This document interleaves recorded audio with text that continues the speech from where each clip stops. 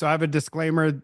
The opinions and information to be provided are those of the interviewed and not necessarily my own. The information is based on freedom of speech, and all listeners should make their conclusion about the accuracy of the same.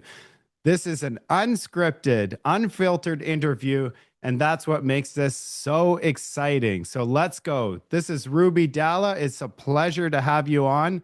My name's Mark Nixon and Ruby Dhalla. Yeah, so what we're going to do is I'm going to start off with an introduction because I think it's very important for viewers that don't know about you to get filled in. And then we're going to talk about the significant things that we have to discuss, and they'll be very informative. So let's start us off with, for those of you that don't know Ruby, she was the front runner, I believe, to be the next Prime Minister of Canada. And she was absolutely robbed and disqualified just days before the leadership debate. Ruby's campaign was absolutely crushing it and garnering millions of views and massive support. So Ruby, correct me if I'm wrong on any of this. Ruby was born in Winnipeg and she is a Canadian citizen. She completed her doctorate chiropractic in medicine, and she was elected as an MP in Brampton, Springdale, and she won 3 times a position of MP between 2004 and 2011 as a Liberal, at which point Ruby left politics and founded Dhalla Group of Companies. She's been a successful businesswoman and entrepreneur. And so this means that since 2011, Ruby has had nothing to do with Justin Trudeau and the Liberal policies that came with it. Ruby decided that she announced that she was running in the Liberal leadership bid in January as a true outsider. She came with fresh ideas, a new vision for a new Liberal Party, bringing the party back to center roots, which the Liberals have traditionally been in history. The Liberals today have moved so far left, further left than the NDP, in my opinion. So I believe her move to bring the party back to center would have been huge for Canada, because the Conservatives, in my opinion, are more centered today. That's why when I heard your ideas, I felt they were conservative. So now about your campaign, I have to say your meme game is unmatched. I would have to say it's almost better, or it is better than the Conservatives. I'd wake up in the morning and I was looking forward to your posts, and I'm sure millions of Canadians felt the same. My very favorite post was, "Who is Mark Carney?" The Google search. And Mark Carney is Justin Trudeau 2.0. And my absolute second favorite was the Spider-Man meme. And for the audience, if you have not seen Ruby Dhalla's social media accounts and all of her memes and her content, they're absolutely hilarious and they are on point. And that's why they garnered so many views, millions of views. So we're done with this introduction, but I do want to mention, like I said in the introduction, that Ruby's been out of politics for 14 years. So she has nothing to do with Justin Trudeau and the Liberal government of the Justin Trudeau era. So that's exactly why she brought fresh ideas, a new vision for the party, and that is why they got scared. So I prepared some questions that I would like to ask. I also went out and I asked my audience to give me questions. So for all the people that ask questions, I'm going to try to cover all of them. I'm going to apologize in advance if I didn't cover your question, but maybe Ruby will agree to another interview in the future. All right, let's get right into it. So one of the things that, let's just go right into this disqualification and appeal first. The way that they announced your disqualification live on CBC was absolutely atrocious. How does the media find out before you? By the way, I want to say the way that you dealt with this on live TV is absolutely wow. Like, you are a true professional. Most people would have straight up got up and left, but you stayed, you fought back. It was inspiring. And because no matter what they threw at you, you did not back down. And I do respect that. That's big respect. It's, I rewatched it a few times and I mean, I'm like, wow, live TV, you did a great job. So I want to touch on, like, let's hear from you. Like, how did this happen? It's incredible. Thank you so much, Mark. Before I start, I just want to take a moment to say thank you to yourself and to all of your viewers and listeners. So many people have been reaching out, since the disqualification, and even beforehand. The momentum in our campaign was definitely growing. As you shared, when I started off and entered the race, it was historic. It was historic because of the fact that I was really the only outsider in the race, and I spoke about bringing the party back to the center. I have been with the Liberal Party during the era of Chrétien and Paul Martin, so I thought it was the need of the hour to bring our party back to the center and also return the party back into the hands of the membership so that the grassroots of the party would actually start having a voice and that their suggestions and their feedback would be heard. And when it came to our country, I was running to be prime minister because I felt the need of the hour was to start having policies and a platform which really reflected what the reality of so many Canadian families was and what the reality of the challenges of our economy was. As a doctor, I had great insight into the healthcare crisis of our country, of the fact that people are having to wait for hours and hours in waiting rooms or months and months for specialist appointments.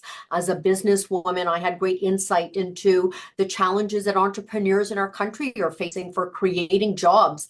And most importantly, the overburdening of tax that all Canadians are facing. So as you said, I was going into the race and I was in the race as a fresh voice, as a fresh perspective. I had fresh ideas. And I was the only one out of all of the candidates that had not been in the Ottawa bubble. So, when you talk about some of my ideas being very conservative, I think the simple fact remained in the reality that the Liberal Party had gone so far to the left that any idea I ever spoke about, seemed very conservative. But it wasn't to me about a conservative idea or even a liberal idea. My progressive policies that I was putting out were simply the need of the hour. And I was certainly not in that race, to be a pretty face or to be a seat warmer. I was there to present, a vision that I had for our party, for Canadian families, for the Canadian economy, and our country, not only here at home, but on the world stage. So I was, as you said, I was very aggressive in my campaigning. This certainly wasn't a contest to become high school president. This was an election campaign. And an election campaign is about putting forward ideas and opposing ideas about what your vision is so that people actually have the opportunity to make a choice. And as you shared, the fact that I was coming out with these progressive policy ideas, the fact that I was challenging the status quo, I was challenging the establishment, and, even perhaps some of my memes, it clearly rubbed people, within the establishment the wrong way, who wanted to continue to hold on to power with the same old, with Trudeau 2.0. And as a result of it, they made this decision to disqualify me. And as you said, I did learn about it on air while I was doing an interview. And guess with who? With CBC, which is funded by, by the state and the current administration. So it was all very, bizarre. But I am so, so thankful, to, people like your listeners, Mark, and so many other people in the social media space, so many other Canadians, regardless of whether or not they liked Ruby Dhalla or didn't like Ruby Dhalla or love or hate the Liberals or the Conservatives or any political party. People felt that this was an attack on our democracy as a country because it was really taking away a choice that people had of who they wanted to vote for, for their leader and their prime minister. So it was definitely something that angered all Canadians. And you know what, Mark? After they disqualified me, first of all, the post on the disqualification has had, I think, over 1.2 million Wow. That one post alone, and post 96 hours of the disqualification, we actually had 5.8 million people engage just on our Twitter alone. So I could see from that momentum that the party had obviously felt very scared, in the sense that I was gaining a lot of momentum. They wanted to keep me off of the debate stage. They wanted to keep Ruby Dhalla off of the ballot. And most importantly, they wanted to complete the coronation of Mark Carney. But when you take a look at the numbers of people that engaged, I think the whole thing is just literally backfired. Well, I was just going to get to that. You said a lot of information there, and I believe that what they did to you is going to backfire big time. And there's so many points about why it's going to backfire. I have a lot of questions here, but let's first, one thing that we just need to get off the table here is this. Like, what really bothered me is you were able, like, were you one of the first ones to raise the money for the first deposit? Yes, that's what I thought. I said, you know what? Ruby raised the money. She was the first one to raise the money.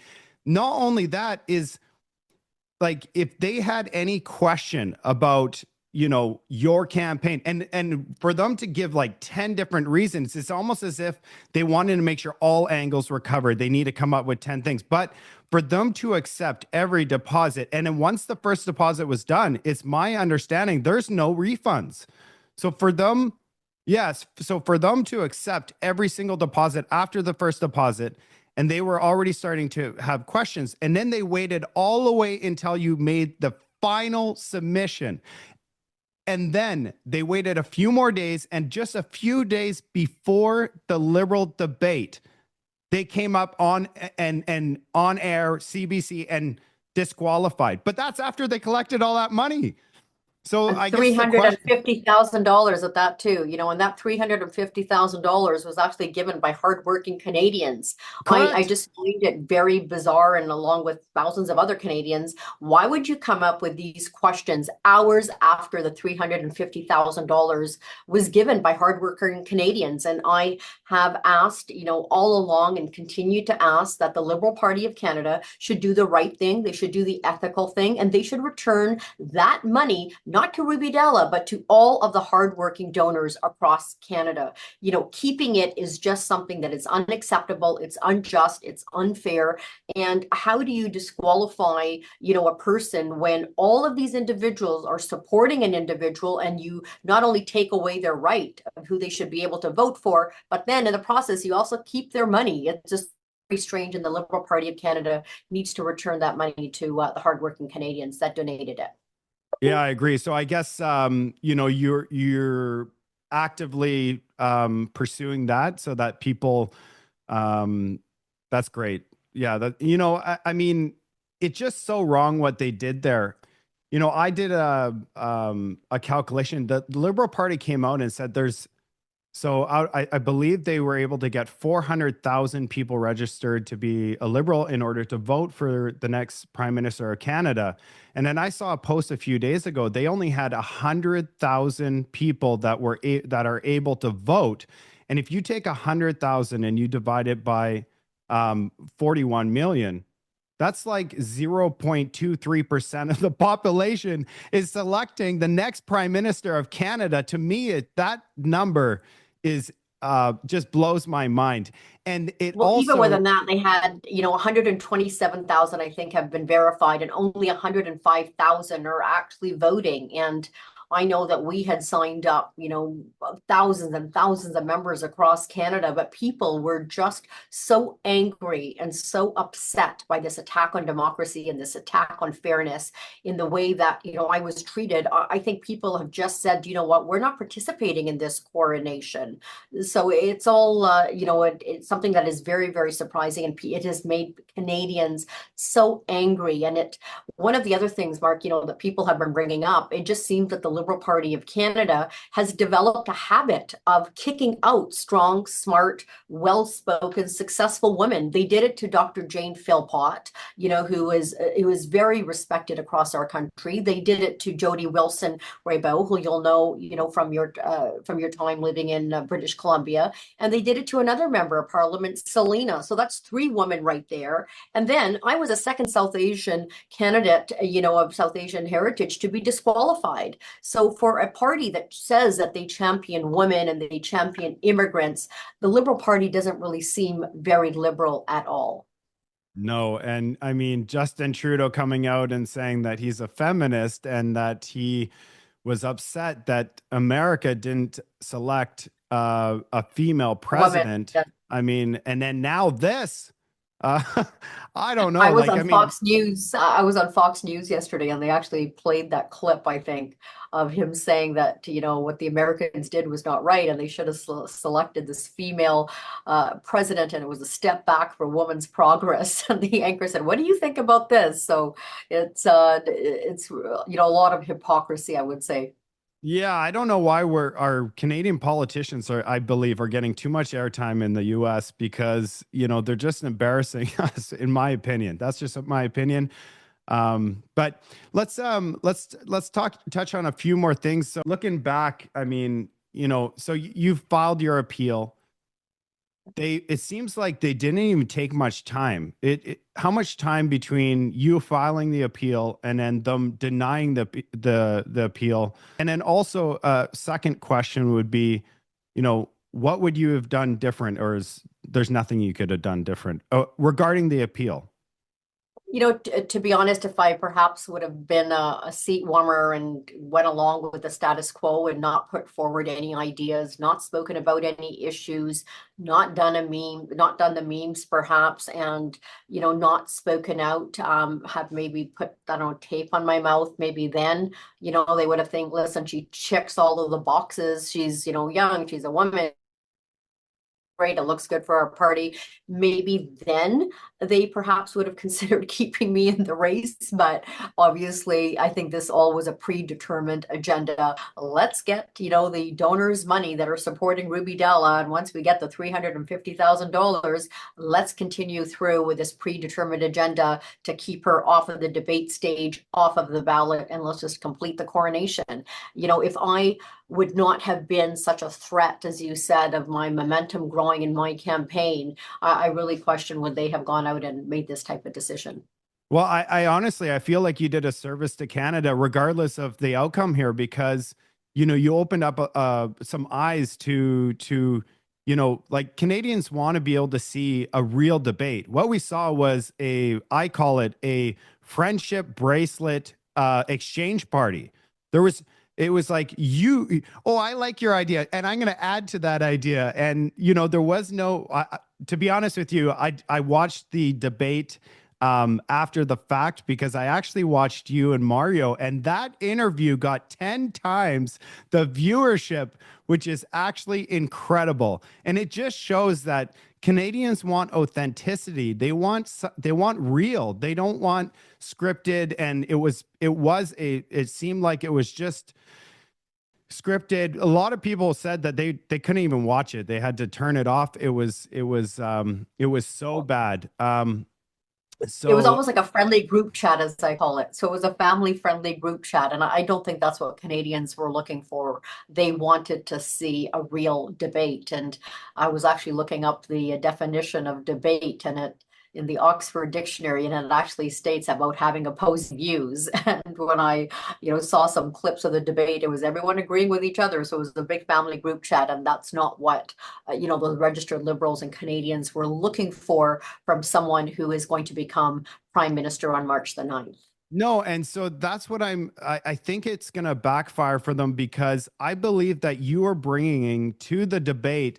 It would have helped them. It would have helped the Liberal Party and the brand gain back some credibility where they saw an actual debate and challenging ideas. And that would supercharge Canadians to be excited about something. But they didn't get that. They didn't receive that real debate. And I think it's going to hurt them. So I guess my next question is how is how is Mark Carney, if he is the next selected unelected leader of Canada, how is he going to debate Pierre Poilievre if he wasn't challenged at all in the Liberal debate? Or do you believe there won't even be a debate between Pierre Poilievre and Mark Carney, and they're just going to go straight to an election, which that terrifies me, because Canadians should have the right to have a debate between, who's going to be the next, long-term 4-year mandate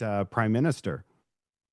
I would agree with you on a couple of points that Canadians did want to see a real debate because they wanted to see, what everyone's vision is for the party, for the country, which, we're in a very monumental time in Canadian history. And you take a look at the attacks and the threat of all of these tariffs that have been imposed and could come, in the next coming weeks and months. And people wanted to hear, from the leadership of what direction do you want to take our country in? What is your vision? What are your plans? What are your policies? Even when it comes to policies, I was the only candidate that was coming out with policies almost on a daily basis because I, believe that it's important to educate and it's important to inform and it's important to connect and to engage potential voters and share with them what your plan is. That's how I run my business. I have a short-term plan, I have a long-term plan, and we have goals to be able to achieve those plans. And that was the same type of leadership and experience I was trying to bring, into my election campaign. So people wanted a real debate, and I can just touch on this very quickly. You spoke about Mario. So Mario, who is, the TikTok influencer and has a very big following, I actually don't even know him. So when I started off my campaign, he wasn't actually very easy on me, and I don't think he was very nice to me, in the beginning. But as I started to come out, this is the first day that I entered, and as I started to come out and speak about my vision, speak about progressive policy ideas, which I thought were the need of the hour, he actually started to make more informed decisions. And so he has a whole, a lot of his videos and so forth. He said, you know what, here is someone who is offering a vision. And before we met on that, debate, we actually had never even spoken. So it was sort of the first time that, we were speaking, and it was completely unscripted, and it was completely, it was authentic and it was real. And I think that's the reason why we ended up actually getting, 50,000 plus viewers, while the CBC, I think they had a range from like 3,000 to 8,000 max. So I think it was very indicative of the type of leadership that people want. And, you brought home a very good point of how is Mark Carney, the establishment backed and selected candidate, going to perform in a debate with Pierre Poilievre? Well, if they were scared to have Mark Carney debate Ruby Dhalla, how are they going to have Mark Carney debate Pierre Poilievre? Like, are they going to want to disqualify Pierre Poilievre? Because that's not going to work. So it really remains to be seen of how he is going to be performing in the debates that come up. And even if there is an election, campaign immediately after, there are 2 debates that are held, one in French, one in English. And that will, I think, give Canadians really an opportunity to see the contrast between all of the leaders. That sounds pretty good. I want to go back to you mentioned about reaching out to content creators like myself, like Mario. I think that's the next, that's the strategy for any politician in the future. And I have some statistics here. So mainstream media like CBC, they get on a monthly basis 16 million views. They actually only capture 5.6% of the total audience in Canada. And when I saw that statistic, I'm like, wow. And they are getting subsidized. This is currently, they're looking to double this amount, $1.4 billion subsidy from the government.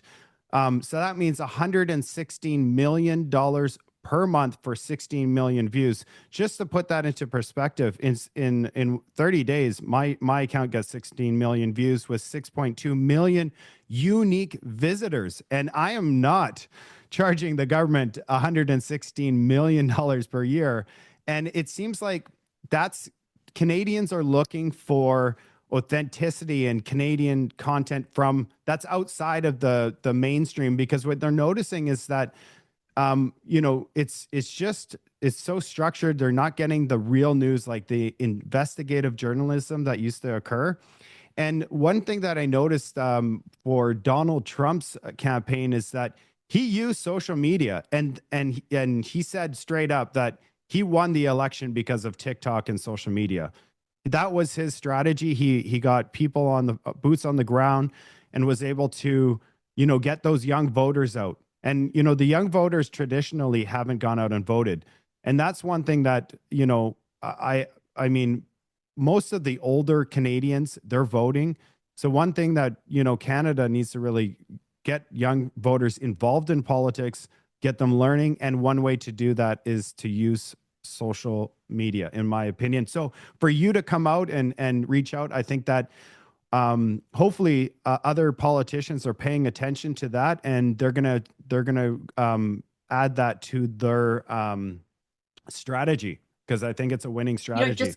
You brought up a very, very good point, Mark. And one of the initiatives and policy platforms that I did announce in my campaign was, as Prime Minister, I would have ensured that we actually start diversifying our dollars and start investing in people like yourself and people like Mario, and there's Two Chicks in Politics, and there's Elevate, and there's just so many of different podcasters out there. But investing in those podcasters, because everyone has their own audience, and investing in if you want to call them influencers, whether it's on Twitter or it's on Instagram or it is on TikTok, we need to start reaching out to people that are just not watching mainstream media. And the government has been so hell-bent and so focused on completely just funding the CBC and putting in taxpayer dollars of that.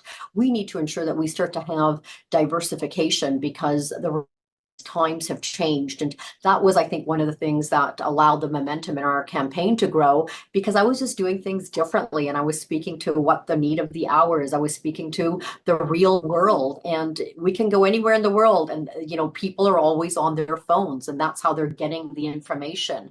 And I also actually had another reason as well of reaching out and connecting with so many podcasters.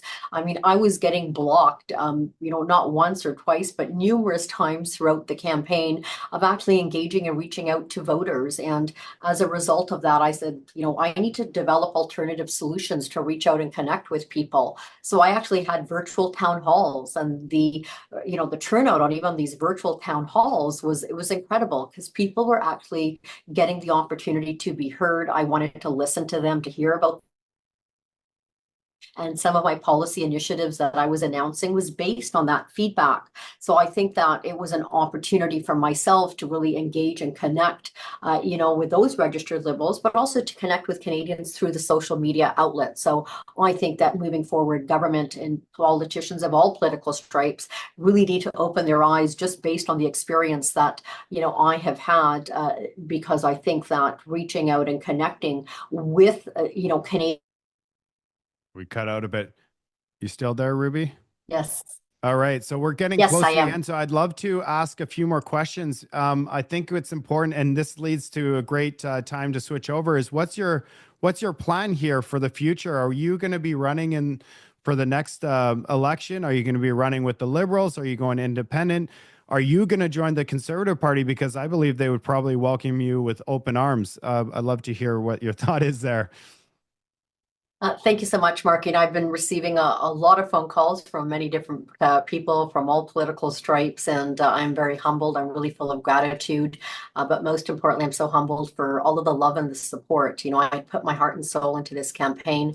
I certainly was not doing this for a job. I was doing this because I really felt that we needed a change in our country, that we needed to break up the establishment. We needed to give Canadians a voice, and a lot of my policies and platforms, were put out because they were the need of the hour. And through my own life journey, as you shared, of being born and raised in Winnipeg, I've been through a lot of that struggle and sacrifice. So when I spoke about the challenge that people have of high cost of homes and not being able to put a roof over their head or put food on the table, or as a business person, just being bombarded and inundated with all of this tax that we're having to pay, and I wanted to create this value for tax concept and reevaluate our tax regime. I really spoke about that because I've lived those experiences, so I could connect. And so in terms of, next steps, I never imagined for this to happen. I was in this race to win it. And as you said, that's why our momentum was growing, and we were picking up so much support support, across the country, because people just wanted change, and they wanted, someone who was just authentic and genuine and real. And yeah, it's a time in our country that the leadership's really going to have to make really tough and difficult decisions for the future. And you can no longer continue to sort of pander, to different, organizations and needs. You have to ensure that you start reflecting, policies, because people want results. And the main premise of my entire campaign, Mark, was that I wanted to focus on our citizens instead of, foreign conflicts and foreign initiatives. I wanted to pump all of our resources, energy, time, and taxpayer dollars back into Canada for Canadians. And ultimately, it was about delivering results. So I did not expect this outcome, but, God, I'm a big believer in God, and God always does everything for a reason. And I was just so humbled with everyone's support. So in terms of next steps, I will be announcing that in the coming days. But I can share with you that I'm actually in the process of writing and finishing up my book. So Oh, we nice. hopefully will have a book out. We were going to release the book in the first and the last part of my campaign, the first week of March, but the book was actually ending at the point where I had entered the race. But now that all of this transpired, I knew that's what people wanted to hear about. So I'm just feverishly writing away, and I hopefully we will have a book launch in the coming weeks and months. Yeah, so I just want to say that regardless of what party you decide to pursue, if it's the Liberals would be lucky to have you, and to have common sense in the Liberal Party, hopefully swinging it away from the far left. We have a far left. We have the Green Party. We have the NDP Party. We need a Liberal Party that's more center, which allows the Conservatives to be maybe a little bit more far right, and we have balance inside of our government. And that's what it's all about, is having balance and having the voices of the people represented in the House of Commons. So hopefully we hear that you're going to be, you would be a great addition to any party in our government. Thank you. Yeah. Okay. So this is the end of. Thank you so much for coming on. And like I said, I'd love to do it again if you give the opportunity. And I look forward to hearing your announcement on your future plan. And I'll take a look at that book when it gets released. Yes, we will definitely come back on your show to talk about the book. But I, once again, I want to share with all of the people and all Canadians that are listening to you, Mark, because I know you have a very big following. What happened was an attack on democracy, and it's incredible to see people really stand up for democracy and fairness in our country. We live in a first world country, and we're supposed to be the champions of democracy. But I think that it's very important for people to continue to stay engaged, to continue to, to express their opinions, to talk about important initiatives and ideas. And I have, and I will never ever lose faith in democracy. And I'm also a very big champion of people voting, because I think that your vote is your voice. And it's people like you that are going to just really spread the message, Mark. So keep up with the great work that you're doing.